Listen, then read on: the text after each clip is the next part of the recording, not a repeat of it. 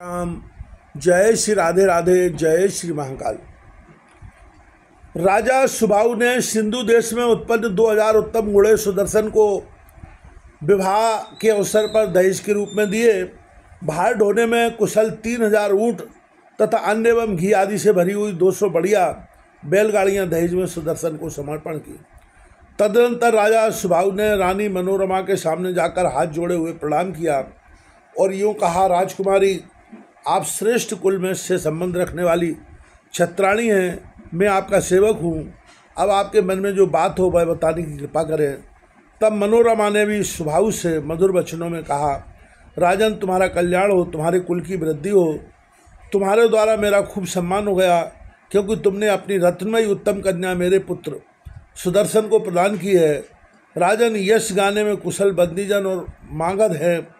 मैं उनकी पुत्री तो हूँ नहीं जो सम्यक प्रकार से तुम्हारी प्रशंसा गा सकूँ। अपने ही जन की प्रशंसा गाई भी क्या जाए। तुम एक प्रख्यात नरेश हो। तुमने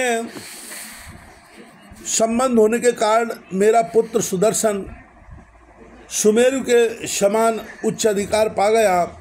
अवश्य तुम बड़े सदाचारी नरेश हो। मैं तुम्हारे शुद्ध व्यवहार का क्या वर्णन करूं। तुमने राज्य से निकाले हुए मेरे पुत्र को अपनी कुलीन कन्या प्रदान कर दी। यह कैसी विचित्र बात है। सुदर्शन वन में रहता है और उसके पास एक भी पैसा नहीं है।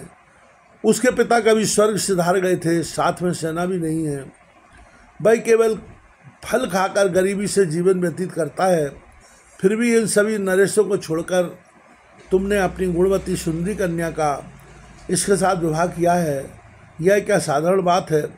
धन कुल और बल में जो बराबर होता है उसी के साथ संबंध करने का नियम है। इस स्थिति में मेरे निर्धन पुत्र को भला कौन अपनी कन्या दे सकता था। अत्यंत आदरणीय और पराक्रमी इतने नरेश यहाँ आए हुए हैं। तुमने उन सभी से बैर मोल लेकर मेरे पुत्र को अपनी कन्या दी है। तुम्हारी इस धीरता का मैं क्या सराहना करूं।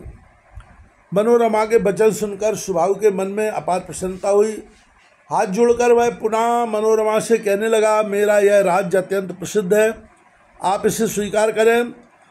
अब से मैं सेनाध्यक्ष होकर रहूँगा। ऐसा करना असंभव हो तो आधा राज्य ले लें, फिर अपने पुत्र के साथ रहकर राजसी भोग भोगें। आप काशी में न रहकर किसी वन में या ग्राम में रहें, यह मेरी सम्मति से विरुद्ध है। हाँ, राजाओं का कोप करना निश्चित है, किंतु मैं पहले जाकर उन्हें समझा बुझाकर शांत करूँगा। इसके बाद दान और दंड, ये दो उपाय हैं, इन्हीं काम में लूँगा। इतने पर भी वे अनुकूल ना होंगे तो संग्राम छिड़ जाएगा। यद्यपि हार और जीत प्रारब्ध के अनुसार होती है, तथापि जिस पक्ष में धर्म रहता है उसकी विजय संभव है। अधर्म के पक्ष वाले विजयी नहीं हो सकते। अतः अधर्म का अनुसरण करने वाले उन राजाओं की मनचाही बात कैसे सफल हो सकती है। सुबाहु की वाणी बड़ी सारगर्भित थी। उसे सुनकर मनोरमा हितकारक वचन कहने लगी। सुबाहु ने मनोरमा का पर्याप्त सम्मान किया था, अतः वह आनंद में निमग्न थी। मनोरमा ने कहा, राजन, तुम्हारा कल्याण हो। तुम निर्भय होकर अपने पुत्री के साथ राज्य करो। मेरा पुत्र भी अयोध्या में राज्य करेगा, यह बिल्कुल निश्चित बात है। अब मुझे यहाँ से अपने घर जाने के लिए आज्ञा दो। भगवती जगदम्बा तुम्हारा कल्याण करेंगी। राजन, परम आराध्या भगवती जगदम्बा का मैं भली भांति चिंतन करती हूँ। मेरे विषय में तुम्हें कुछ भी चिंता नहीं करनी चाहिए। इस प्रकार राजा सुबाहु और मनोरमा की बातें होती रहीं। उनकी वाणी अमृत के समान मधुर थी।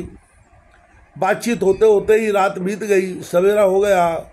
जब नरेशों को यह पता लगा कि विवाह हो गया, तब तो उनकी क्रोधाग्नि धधक उठी। वे नगर से बाहर निकलकर कहने लगे, सुदर्शन निश्चय ही राजकुमारी शशिकला के साथ विवाह करने में अयोग्य है।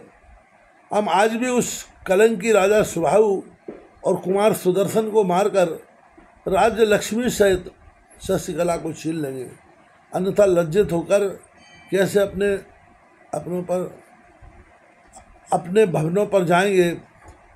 आप सब लोग सुन लें, ढोल मृदंग और शंख बज रहे हैं। आगे वेदव्यास जी भगवान लिखते हैं,